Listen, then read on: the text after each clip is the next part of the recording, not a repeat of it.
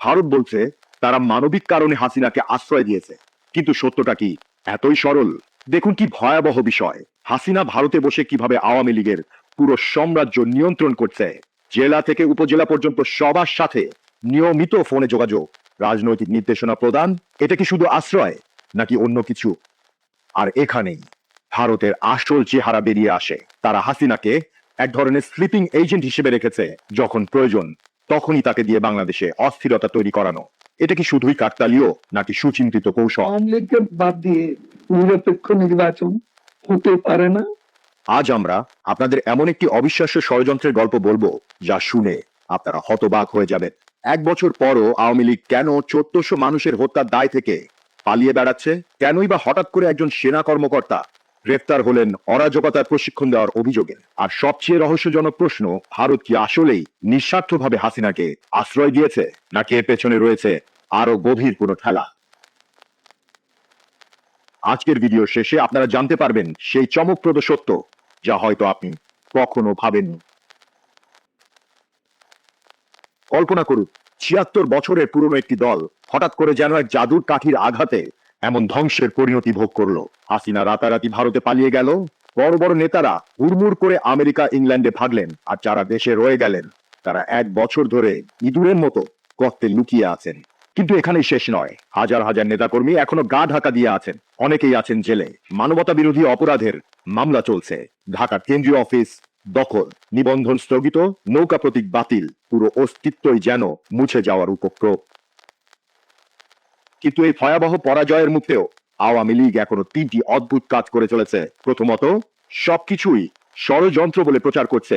দ্বিতীয়ত, অন্তর্বর্তী সরকারের ব্যর্থতার জন্য শকুনের মতো অপেক্ষা করে আছে। আর সবচেয়ে হাস্যকর ব্যাপার, যারা 15 বছর ধরে প্রতিপক্ষকে নির্বাচনেই আসতে দেয়নি, তারাই এখন সুষ্ঠু নির্বাচনের দাবি করছে। এটা কি ধৃষ্টতা নাকি রাজনৈতিক নাটকের এক নতুন অধ্যায়? এবার আসা যাক সবচেয়ে অবিশ্বাস্য অংশে। আওয়ামী লীগ এখন দাবি করছে জুলাই অগস্টের গণঅভ্যুত্থান আসলে পূর্ব পরিকল্পিত ষড়যন্ত্র ছিল। কিন্তু এই কৌশলের পেছনে লুকানো রয়েছে অসংখ্য হিসাব নিকাশ। প্রথমত, তারা 1400 মানুষ হত্যার দায় থেকে পালাতে চায়। ষড়যন্ত্র বললে তো আর তাদের দোষ হয় না, তাই না? তারপর আছে দলের ভেতরের নেতাকর্মীদের মনোবল ধরে রাখার প্রশ্ন। ভুল স্বীকার করলে যে বাকি কর্মীরাও হতাশায় ডুবে যাবে। কিন্তু সবচেয়ে চতুর কৌশল হলো, তারা এখন যারা ক্ষমতায় আছে তাদের মধ্যে ফাটল খুঁজে বেড়াচ্ছে। তার উপর বিএনপি, জামায়াত, এনসিপি সবাই গণ অভ্যুত্থানের কৃতিত্ব নিয়ে টানা হ্যাচড়া করছে। আওয়ামী লীগ এই বিভক্তিকে নিজেদের পক্ষে অস্ত্র হিসেবে ব্যবহার করতে চেষ্টা করছে। বাংলাদেশের রাজনীতিতে ভুল স্বীকারের ঐতিহ্য নেই। জামায়াত মুক্তিযুদ্ধে অপরাধের জন্য কখনো ক্ষমা চায়নি। আওয়ামী লীগও একই পথে হাঁটছে, কিন্তু তাদের সামনে রয়েছে আরো বড় বিপদ।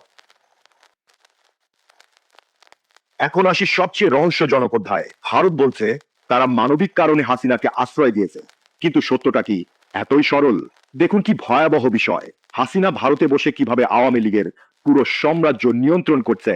জেলা থেকে উপজেলা পর্যন্ত সবার সাথে নিয়মিত ফোনে যোগাযোগ, রাজনৈতিক নির্দেশনা প্রদান। এটা কি শুধু আশ্রয় নাকি অন্য কিছু? হাসিনার 15 বছরে ভারত এমন সব সুবিধা পেয়েছে যা আগে স্বপ্নেও ভাবতে পারেনি। ট্রানজিট সুবিধা, তিস্তা সহ 54টি নদীর পানি একতরফা ভাবে নিয়ন্ত্রণ, সীমান্তে বিএসএফ এর অবাধ কার্যক্রম, এমনকি বাংলাদেশের অভ্যন্তরীণ বিষয়ে হস্তক্ষেপের সুযোগ। কিন্তু এখন বিপদ। অন্তর্বর্তীকালীন সরকার এসে এসব সুবিধাগুলো প্রশ্নবিদ্ধ করতে শুরু করেছে। তিস্তার পানি, ট্রানজিট ফি, সীমান্তের নিরাপত্তা, সব বিষয় নিয়েই নতুন আলোচনার দাবি উঠছে। আর এখানেই ভারতের আসল চেহারা বেরিয়ে আসে। তারা হাসিনাকে এক ধরনের স্লিপিং এজেন্ট হিসেবে রেখেছে। যখন প্রয়োজন তখনই তাকে দিয়ে বাংলাদেশে অস্থিরতা তৈরি করানো। এটা কি শুধুই কাকতালীয় নাকি সুচিন্তিত কৌশল? এখানেই আসে সবচেয়ে বিস্ফোরক তথ্য যা পুরো দেশকে নাড়িয়ে দিয়েছে। দৈনিক আমার দেশ সম্প্রতি এক চাঞ্চল্যকর খবর ফাঁস করেছে। আওয়ামী লীগ নাকি গোপনে তাদের সদস্যদের অরাজকতা সৃষ্টির প্রশিক্ষণ দিচ্ছে। কল্পনা করুন, একজন সেনা কর্মকর্তা এবং তার স্ত্রী এই বিপজ্জনক কার্যক্রমে জড়িত থাকার অভিযোগে গ্রেফতার। এই খবর এখন সারা দেশে ঝড় তুলেছে। সোশ্যাল মিডিয়া থেকে মূল ধারার গণমাধ্যম সবখানেই এই নিয়ে তুমুল আলোচনা। এর মানে তারা শুধু রাজনীতি করছে না, দেশে অস্থিরতা তৈরির জন্য গোপন প্রশিক্ষণ শিবিরও চালাচ্ছে। এটা কি রাজনীতি নাকি সন্ত্রাসী কার্যক্রম? এমনকি শোনা যাচ্ছে খোদ কলকাতাতেই আওয়ামী লীগ তাদের অফিস বসিয়েছে, সেখান থেকে নিয়ন্ত্রণ করা হচ্ছে সকল কার্যক্রম। পালিয়ে যাওয়া নেতারা নিয়মিত বসেন সেই অফিসে। আর এদিকে এই গল্পে আরেকজন চরিত্রের আবির্ভাব ঘটেছে। হাসিনার ছেলে সজীব ওয়াজেদ জয় এখন দলের রাজনীতিতে আগের চেয়ে অনেক বেশি সক্রিয়। আওয়ামী লীগের ভেতরের গোপন সূত্র বলছে তাকে দলের ভবিষ্যৎ মুখ হিসেবে প্রস্তুত করা হচ্ছে। পরিকল্পনা অবিশ্বাস্য।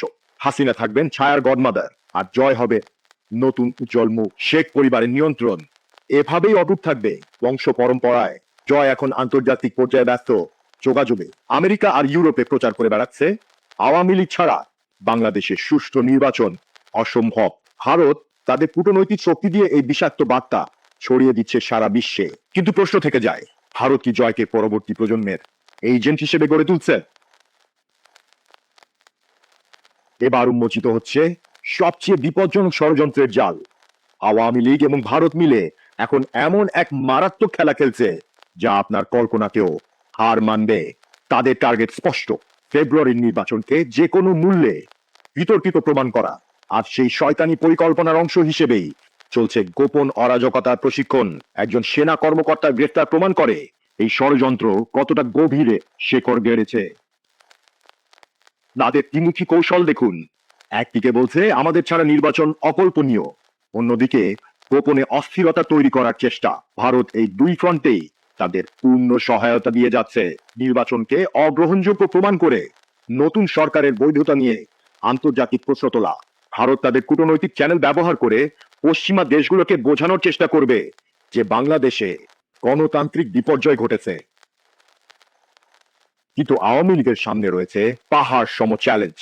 15 বছরের নির্মম দুঃশাসনে মানুষ তাদের আসল শয়তানি চেহারা দেখেছে। গুম খুন নির্যাতন লুটপাটের কালো স্মৃতি এত সহজে মুছে যায় না, মানুষের মনে এটা গেঁথে থাকে। গত মাসে গোপালগঞ্জে তাদের তথাকথিত শক্তি প্রদর্শনের ফলাফল দেখেছেন। শত শত মামলা, সবাই আবার ইঁদুরের মতো গর্তে লুকিয়ে। এটাই তাদের আসল শক্তির নমুনা। তাদের দল কতটা ফাঁপা ছিল সেটা গত বছরের ঘটনায় স্পষ্ট হয়েছে। শিবিরের নেতারা পর্যন্ত এখন বলছে তারা ছদ্মবেশে ছাত্রলীগ করত। এর চেয়ে হাস্যকর আর কি হতে পারে? রাজনৈতিক বিশ্লেষকরা এক বাক্যে বলছেন, ষড়যন্ত্র তত্ত্ব আর অন্যের ব্যর্থতার উপর ভরসা করে রাজনীতিতে টিকে থাকা যায় না। যারা 15 বছর ধরে নকল নির্বাচনের মহা উৎসব করেছে তারাই এখন সুষ্ঠু নির্বাচনের ভণ্ডামি করছে। কিন্তু বাংলাদেশের জাগ্রত মানুষ এই নোংরা ষড়যন্ত্রের আসল রূপ বুঝে গেছে। আন্তর্জাতিক সম্প্রদায়ও ধীরে ধীরে প্রকৃত সত্য দেখতে পাচ্ছে। ভারত যতই মরিয়া হয়ে চেষ্টা করুক না কেন, হাসিনা যতই অসম্ভব স্বপ্ন দেখুক না কেন, সেই পুরনো অন্ধকারের রাজত্বে বাংলাদেশ আর কখনো ফিরে যেতে চায় না।